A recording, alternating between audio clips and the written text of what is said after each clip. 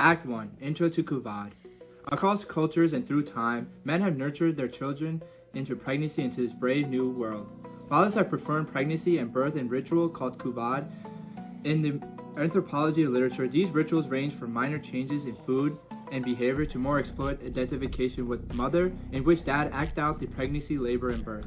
The word probably derives from the old French term curver or curvetment. It draws a simple parallel between the attentive man and the husband who takes on gestation and birthing. Contemporized ethnography shows that Couvade remains common around the world. Understanding Couvade as ritual highlights its role in transforming men into fathers. Marco Polo returned from his travels with reports of men performing labor in the place of their partners. When a woman has given birth and the baby is washed and swaddled, the husband takes the wife's place in the bed and stays there for 40 days with the baby beside him. All his friends and relations come to see him to congratulate him.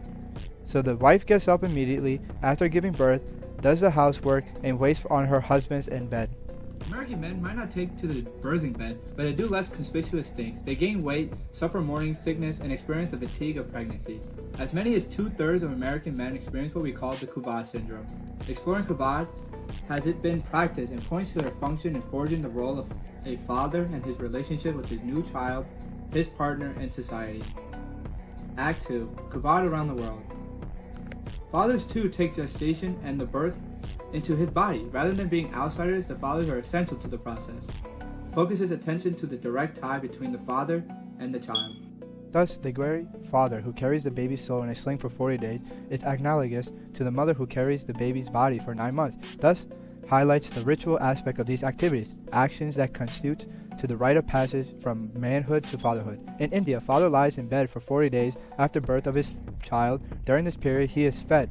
In Asia, Dawes finds that among the Innu of Japan, a curious custom used to exist among its people. As soon as the child is born, the father had to consider himself ill and therefore to stay at home wrapped by a blanket at the fire. Life was passing from the father into his child. In many societies, men avoid certain foods and often are prohibited from work or travel.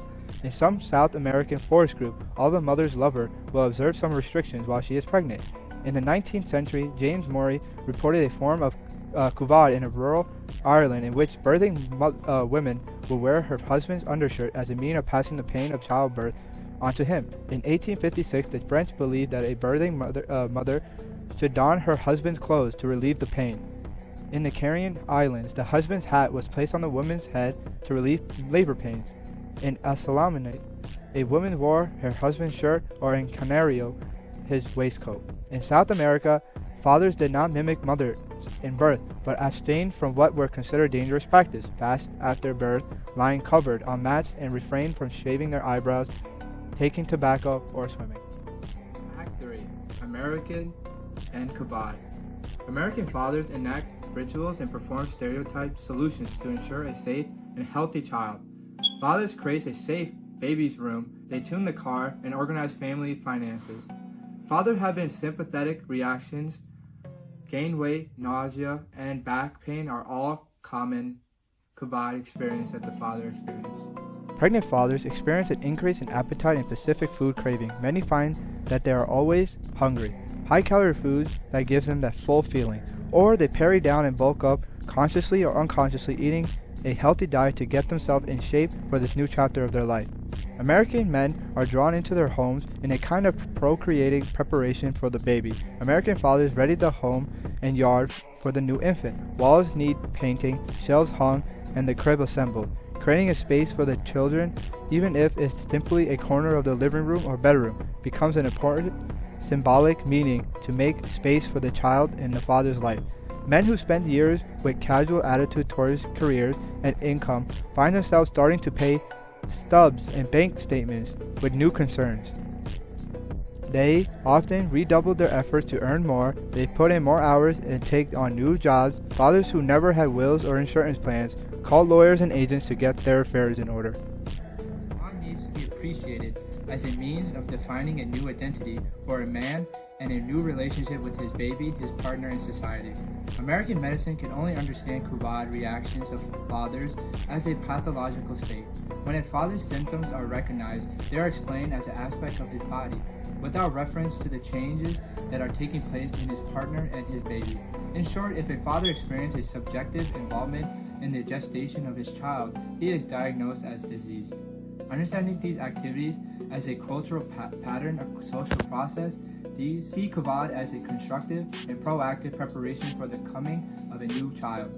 The careful painting crib gives men the opportunity to commune with his new child even before it arrives.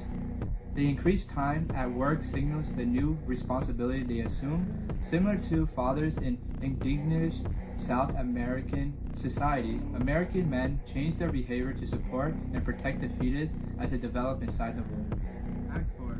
Reason behind Couvade.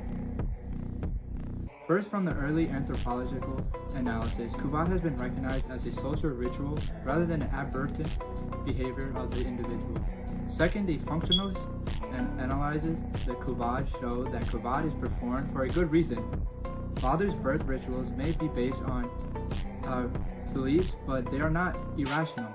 Third, anthropologists agree that Couvade has direct effect on the fathers who perform it. Ritual relieves stress by giving the appearance of power over uncontrollable events. Couvade relieves fathers' fears about the baby's dangerous passage into the world. Couvade also serves as a rite of passage for a man into the new identity of fatherhood. The attention that functionalists give to the underlying personal aspect of these behaviors is pertinent when Couvade is a mean to alleviate stress or a ritual to facilitate a man's inner change in becoming a father. In both cases, we must appreciate the positive and the necessary force that Couvade is in a man's life.